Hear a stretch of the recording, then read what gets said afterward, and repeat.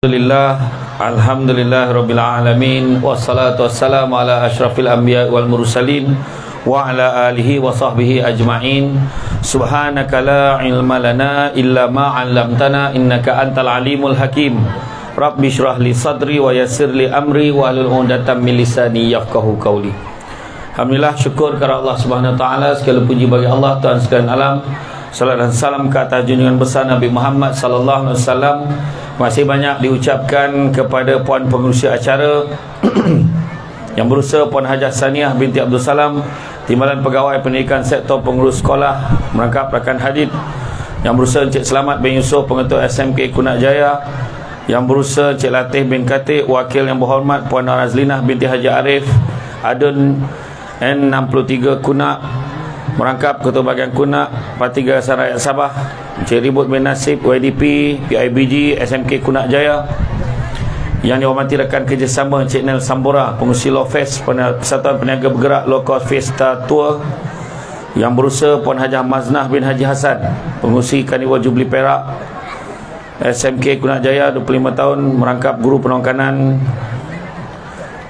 Kurikulum SMK Kunak Jaya, yang dihormati rakan strategi Pegawai Kerajaan Persekutuan dan Negeri serta badan swasta yang berusaha Ketua Penyelaras Karnival Jubli Perak SMK Kunak Jaya 2023, Cikgu Khalid Asar bin Arifin, guru-guru, ibu bapa, murid-murid, hadirin hadirat dihormati sekalian. Panjang betul senarai. Tuan-tuan dan puan-puan sekalian, berjalan-jalan di atas titi, di hujung balai nampak cahaya. Sudah lama kita menanti, akhirnya mikrofon ni sampai kat saya. Isi ikan di dalam balang, diisi bersama gula batu. Ramai-ramai semua datang nak dengar ceramah. Hingga besi kerana karat, hingga manusia tidak berilmu, orang Kunak memang hebat. Beramai-ramai kerana majlis ilmu. Alhamdulillah. Hari ini saya minta maaf banyak, saya dah sampai awal. Saya memang nak sangat jumpa you all semua, tak sangka pula hujan ni ha. So kalau hujan nanti kita hujanlah sama-sama, boleh? Jadi apa-apa pun, kita hari ni kalau ikutkan pada malam ini adalah malam yang bersejarah, kerana first time saya berceramah dekat sekolah ini, dan saya pun tidak menyangka ramai betul. Saya tengok ni kehadiran tak kurang 30,000 orang. Ini satu pencapaian. Saya dengar dekat luar pun masih ramai lagi yang tak dapat masuk, kan? Jadi apa pun, kita hari ini berbincang tentang keluarga bahagia, dambaan syurga. Nak membentuk bahagia ni macam-macam, kan? Dimulai dengan tujuan pernikahan tu sendiri. Macam mana nak membentuk keluarga yang bahagia? Apakah bahagia itu? Ada orang cakap bahagia tu duit banyak. Ada orang cakap bahagia tu adalah merupakan kita tak ada masalah. Ada orang cakap bahagia tu merupakan kita saling berkasih sayang selama 24 jam. Tapi sebenarnya hakikatnya bahagia tu ada satu perkara yang datangnya daripada mana? Datang daripada mana? Iyalah, betul lah tu. Tapi datangnya daripada hati kita ni, kan? Dengan izin Allah, mana datang dari hati kita. Kadang-kadang bila sebut duit banyak bahagia, tak juga. Macam malam ni, kan, ada yang tak ada duit pun hari ni boleh datang, kan?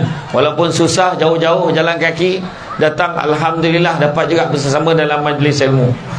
Kalau nak katakan tak ada masalah, mana ada rumah tangga tak ada masalah? Semua ada masalah, cuma bagaimanakah cara kita menyelesaikan masalah kita. Dan kalau kita lihat dalam surah Ar-Rum ayat 21, di antara tanda-tanda kekuasaannya adalah menciptakan untukmu isteri-isteri dari jenismu sendiri, supaya kamu merasa cenderung dan tentram kepadanya. Cenderung dan tentram inilah yang disebut sebagai sakinah. Dan begitu juga diwujudkan, dijadikannya rasa kasih dan sayang, mawaddah warahmah. Sesungguhnya pada yang demikian itu benar-benar terdapat tanda bagi kaum yang berfikir. Maka tuan-tuan dan puan-puan sekalian, hari ini nak bahagia dalam hidup, kita dicabar dengan keadaan semasa. Kerana semasa kita berada dalam dunia yang dicabar oleh media sosial. Sekarang ni bila kita bercakap ni, satu dunia tengah tengok kita. Dan hari ni, yang siapa yang selama ni tengok saya dekat dalam TikTok, tengok dalam media sosial, hari ni dapat tengok secara berdepan. Tapi seluruh dunia juga sedang menyaksikan program ini. Dengan tak diduga, malam ni ramai juga yang menyaksikannya menerusi YouTube channel. Jadi pada semua sahabat-sahabat yang ada kat depan ni, jangan lupa subscribe YouTube Syamsul Debat TV. Boleh? Boleh tak? Nanti boleh like, tekan follow, tekan loceng. Faham Jadi macam mana kita nak bahagia sebenarnya? Nak bahagia ni 3 perkara tak boleh elak. Nombor 1, mesti ikut syariat Islam. Tak ada cara lain. Ikut syariat Islam. Macam mana pun lah, kalau kita belajar pada motivator mana-mana pun, tetap syariat Islam kena ikut. Kedua, tidak ada pasangan yang kenal pasangannya, melainkan itu adalah merupakan proses yang berterusan. Itu sebabnya sampai sekarang ada suami masih lagi sebut, aku tak faham betul dengan bini aku. Apa lagi lah yang dia nak? Orang perempuan pun cakap, apa benda lah orang tua ni nak lagi. Tak mati-mati lagi orang tua ni. Contoh. Dan yang ketiga, sebenarnya kita kena faham bahawasanya tak ada pasangan yang suka dirinya dibanding-bandingkan dengan orang lain. Cuba abang tengok orang tu. Orang tu balik mesti macam ni, macam ni. Abang tengok isteri orang tu. Tengok orang ni macam mana. Kita buat perbandingan, dia tidak akan menyelesaikan masalah, tetapi akan menjadikan masalah lebih besar lagi. Jadi hari ni, apakah kunci keluarga bahagia? Kunci keluarga bahagia ada 5. Pertama, tahu tak 5 kunci tu? Yang pertama, kunci rumah. Yang kedua, kunci pejabat. Yang ketiga, kunci kereta. Yang keempat, kunci syurga. Dan yang kelima, kunci spare. Nombor 1, kunci rumah. Apa maksud kunci rumah? Sistemkan keluarga ikut sistem kekeluargaan Islam. Kan? Macam tadi lah Ustazah tadi yang datang depan tadi, kaifa halukum, kaifa halukam. Kan? Dia cakap bahasa Arab semua tadi. Kan? Dia cakap dia belajar agama daripada kecil tu. Kan? Silap-silap dia membesar kat tanah Arab pun kita tak tahu. Dia mengajar Arab kat sekolah ni, insya-Allah. Tapi bila saya sebut tadi kunci rumah ni, maksudnya sistemkan keluarga ikut sistem Islam apa? Daripada awal pagi bangun subuh. Bangun subuh berjemaah. Kadang-kadang orang perempuan dia bangun, dia semayang, dia lepaskan diri dia je. Kan? Dia bangun, dia semayang seseorang.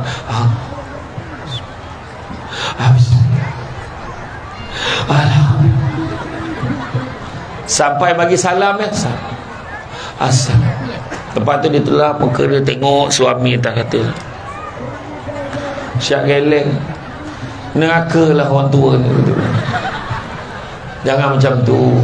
Kejut suami solat sama-sama. Kejut suami solat sama-sama. Kan? Abang, bangunlah subuh. Abang, bangun subuh. Kalau macam tu lah cara kejut, silap-silap dua-dua tak subuh. Budak kecil jangan gelak. Budak kecil tu macam faham lah, risau. Kan? Kejut semayang berjemaah sama-sama. Semayang jemaah sama-sama. Suami jadi imam. Nabi pesan apa? Bezakan rumah kamu dengan kuburan. Apa bezanya? Rumah dengan kubur ni, bezanya rumah dengan kubur adalah rumah sepatutnya dialunkan dengan bacaan ayat-ayat suci Al-Quran. Jadi dengan kita mengimamkan solat, kita sudah tentu akan memetik ayat-ayat di dalam Al-Quran. Solat sama-sama. Dalam rumah tangga ni solat sama-sama, makan sama-sama. Makan sama-sama. Kadang-kadang meja mahal tapi tak pernah makan sama. Anak-anak kemudian nanti suap, nantilah bersepah nanti. Kan? Begitu juga kadang-kadang tak makan sama-sama, kadang-kadang makan waktu berbeza-beza, lepas tu makan asing-asing, akhirnya kemesraan tak dapat diwujudkan. Suami makan, dan kemudian kadang isteri siap marah suami lagi.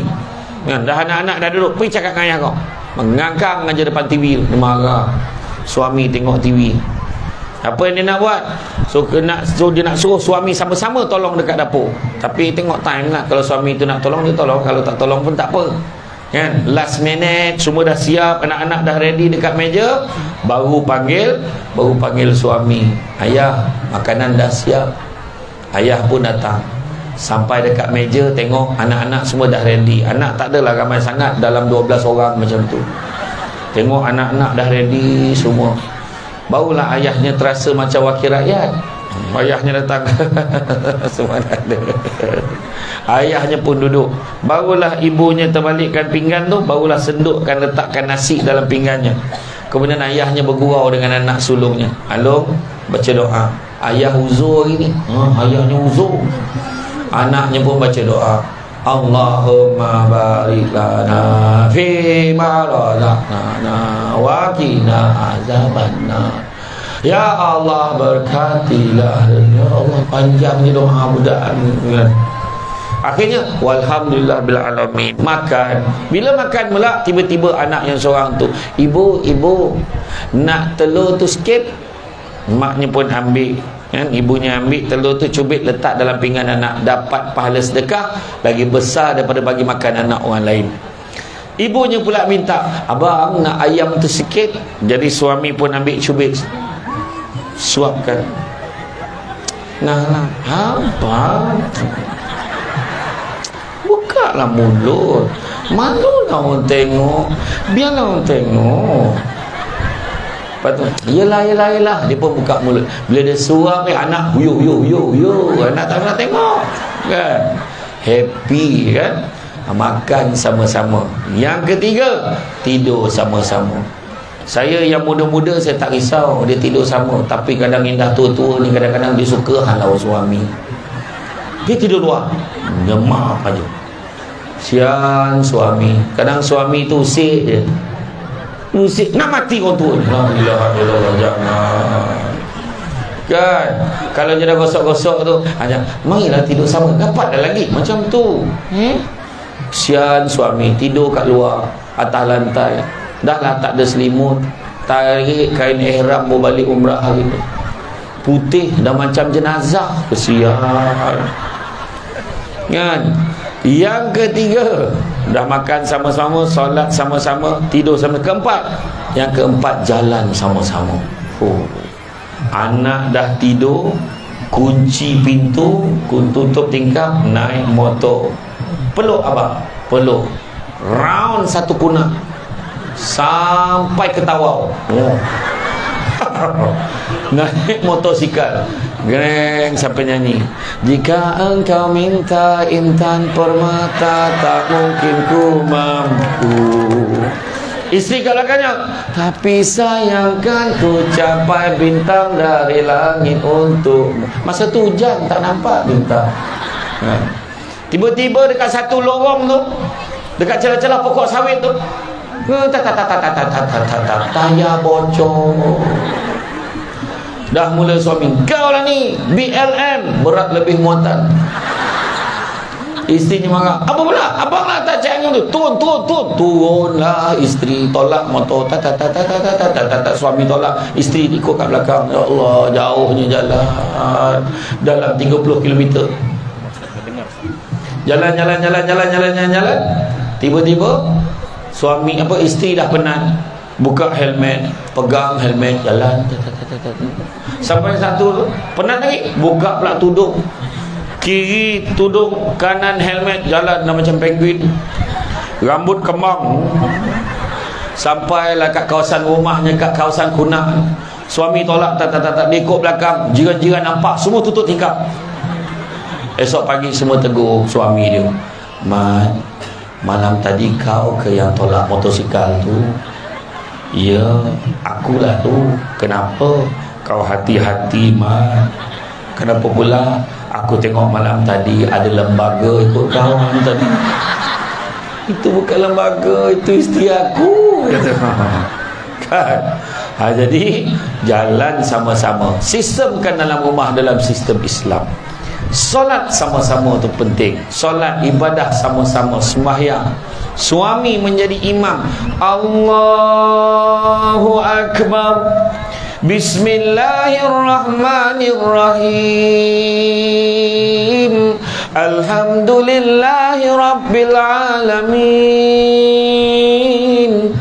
Ar-Rahmanir-Rahim. Maliki yaumiddin. Isteri dalam hati ni, suamiku. Sampailah waladdallin.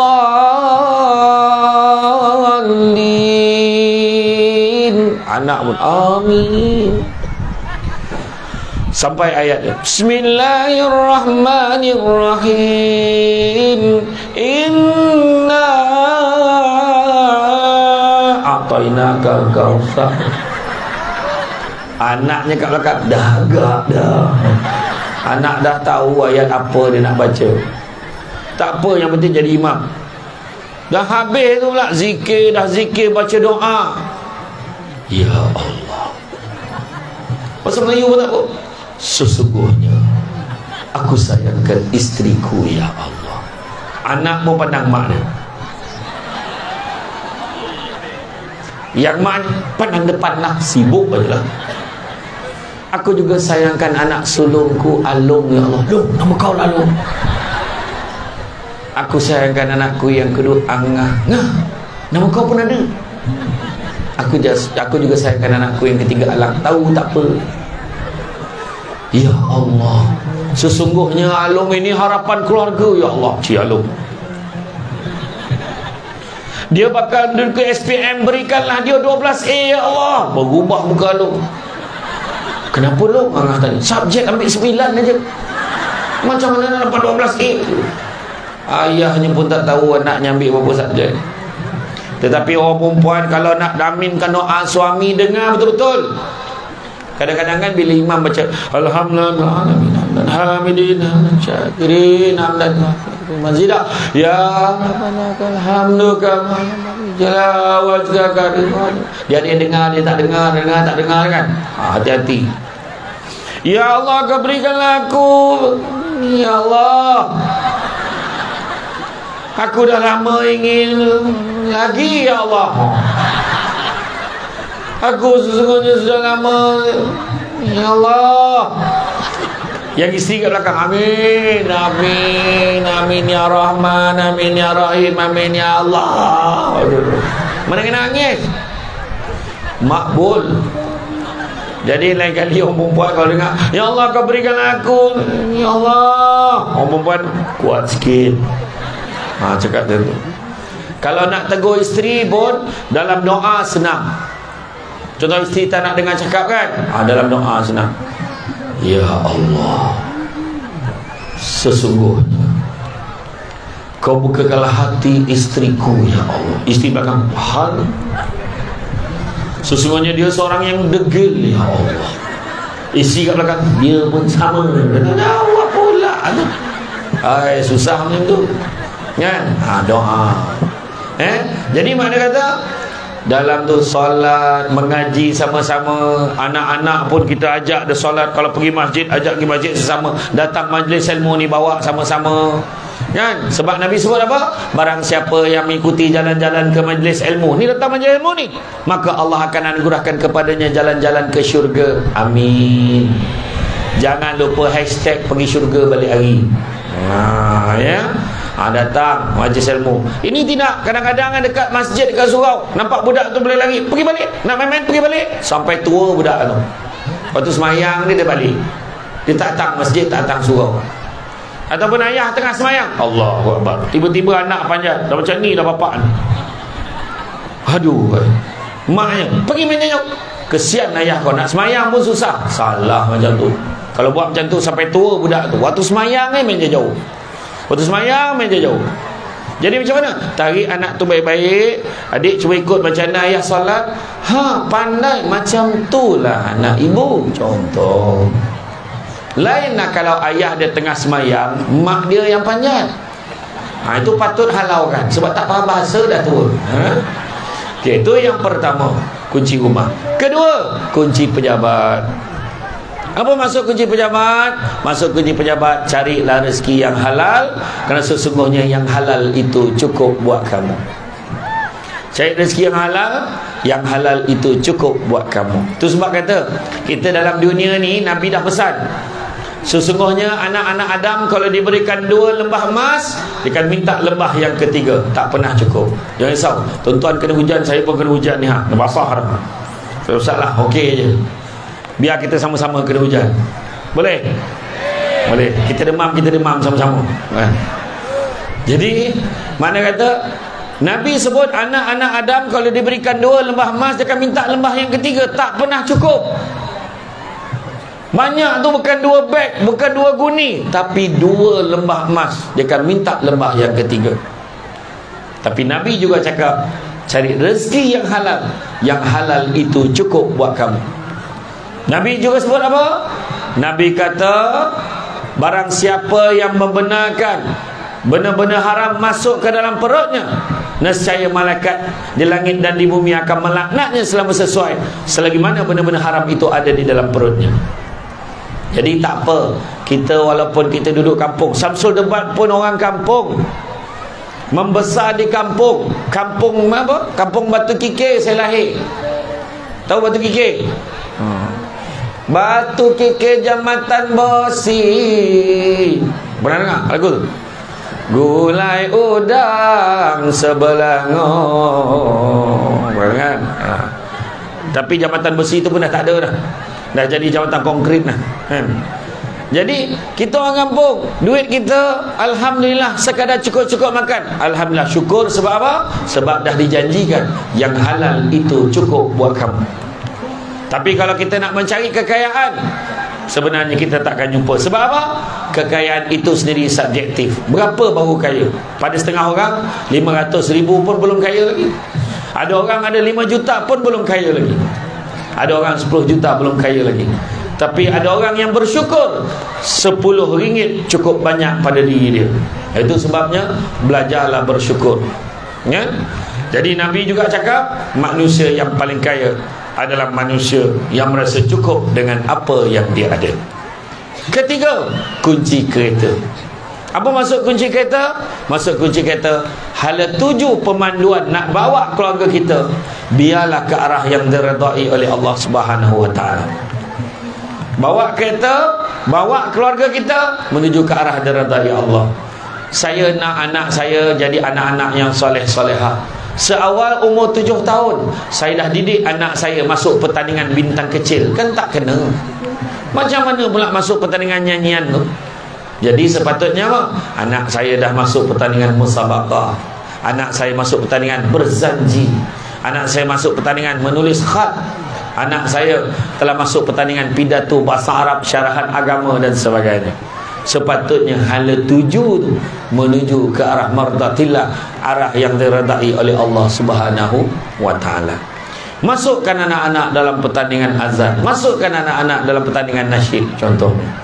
Jadi itu adalah hala tuju. Seterusnya, apa yang perlu ada? Kunci syurga. Bila kata kunci syurga ni, macam mana nak masuk syurga? Nak masuk syurga tak ada cara lain. Nak masuk syurga mestilah nak kena dapatkan apa yang disebut sebagai rahmat Allah. Hidup kita dalam dunia kejar 3 perkara. Pertama, kejarlah disebut sebagai hidayah, supaya kita dapat beza yang mana buruk, yang mana baik. Kedua, kejarlah maghfirah, keampunan daripada Allah Subhanahu wa taala. Dan yang ketiga, kejarlah rahmat yang saya sebutkan tadi. Hanya dengan rahmat Allah kita boleh masuk syurga. Tetapi nak dapat rahmat Allah tak ada cara lain, beribadahlah sebanyak-banyaknya. Kena beribadah banyak-banyak. Allah tak nak pun ibadah kita, tapi kita yang nak Allah terima. Harapan kita Allah terima ibadah kita. Maka beribadah sebanyak-banyaknya. Dan dalam mencapai kesempurnaan ibadah, ada 4 perkara yang kena ada. Pertama, mestilah dengan ilmu, kena belajar. Kena belajar. Kedua, mestilah ikhlas. Ketiga, mesti ada perubahan pada tindak tanduk dan perangai.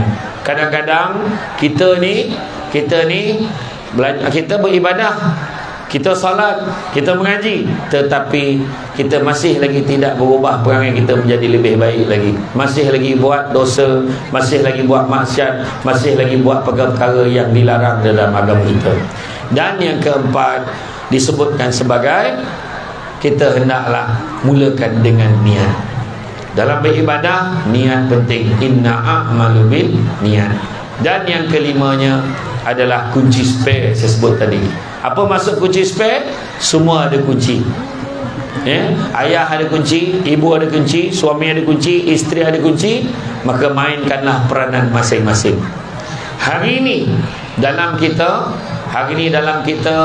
melayari hidup berumah tangga, sudah tentu cabarannya besar. Hari ini petanda-petanda akhir zaman cukup banyak. Rumah makin besar, orang makin tak ada. Bukannya orang makin ramai dalam rumah. Anak-anak seorang-seorang keluar, masuk asrama, masuk universiti, masuk sekolah asrama penuh.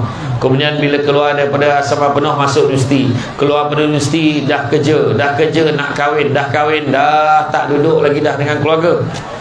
Kemudian apa?